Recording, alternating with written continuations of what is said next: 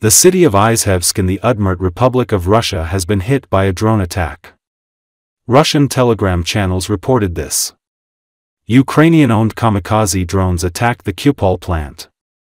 The plant, a defense industry enterprise, is engaged in the production of anti-aircraft missile complexes, including the Tor and OSA anti-aircraft missile complexes, as well as the Garpia A-1 drones.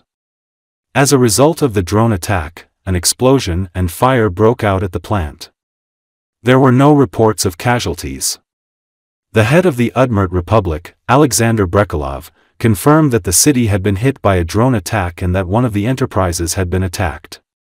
Izhevsk Airport has temporarily suspended operations. The city of Izhevsk is located 1,300 kilometers from the border with Ukraine.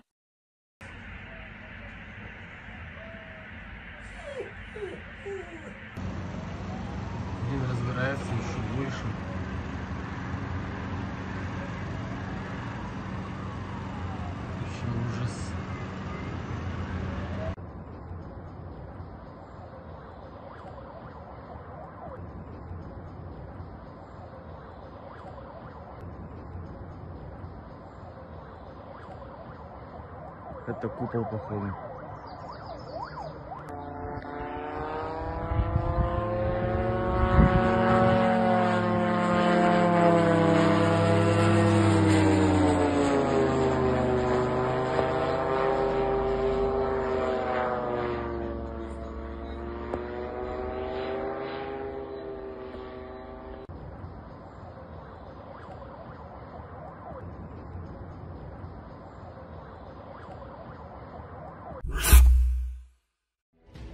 As reported, Russia launched summer offensive in May, after months of building up troops and refining tactics.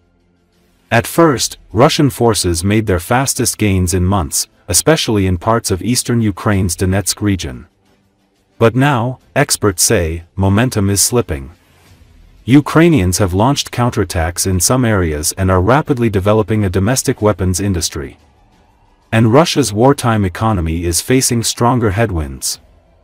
Russian troops are trying to advance in multiple areas of the 1,200-kilometer frontline.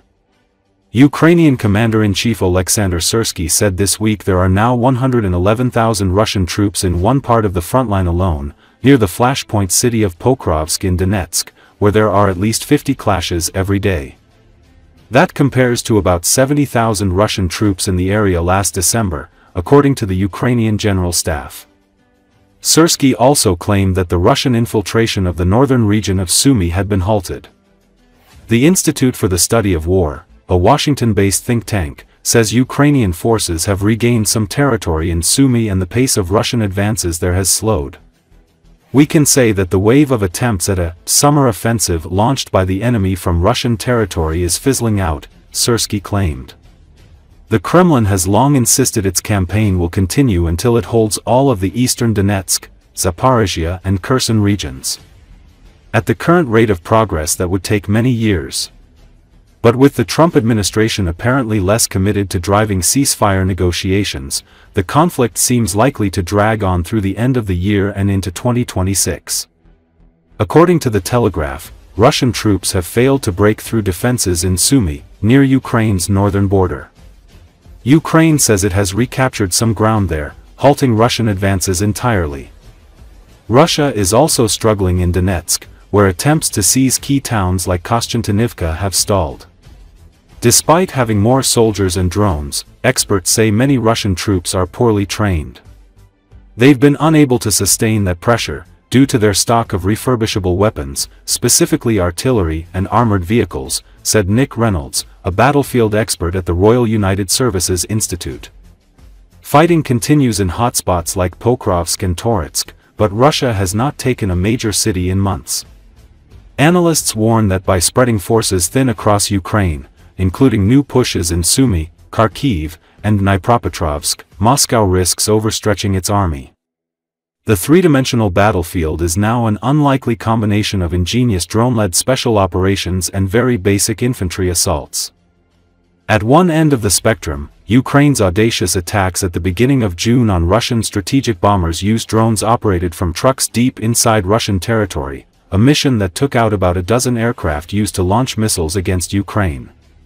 Ukraine's security service reported another drone attack Saturday that it claimed had caused extensive damage to a Russian airbase in Crimea.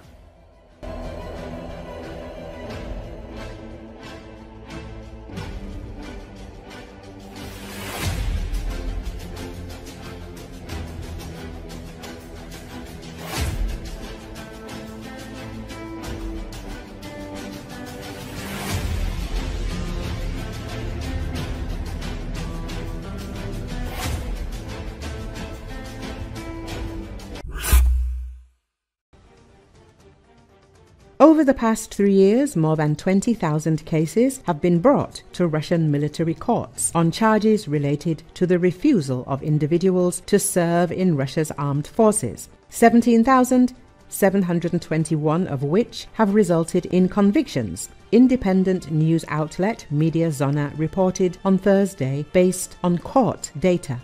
According to Mediazona, most cases, 18,159, related to the unauthorized abandonment of a unit, which carries a sentence of up to 10 years in prison upon conviction. A smaller quantity, 1,369 cases, were tied to a less stringent law, which covers the non-execution of an order and provides for up to 3 years in prison as punishment, while a third group, 1,010, were filed under a law concerning desertion, for which a defendant can be sentenced to 15 years in prison, Mediazona reported.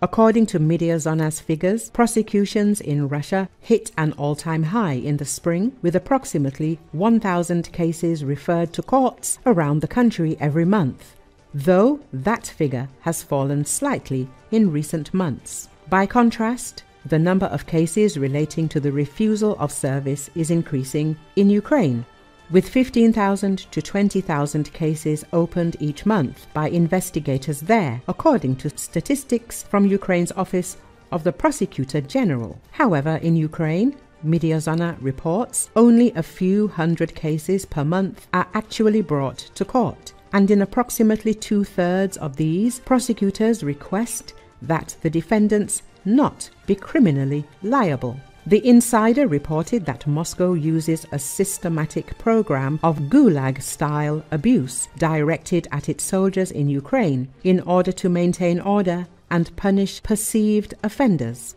Reports of Russian soldiers being abused by commanders and fellow troops have emerged since the full-scale war against Ukraine began. Moscow has only intensified its war effort despite calls by Kiev, the US and European partners for an unconditional ceasefire as a first step towards a peace deal.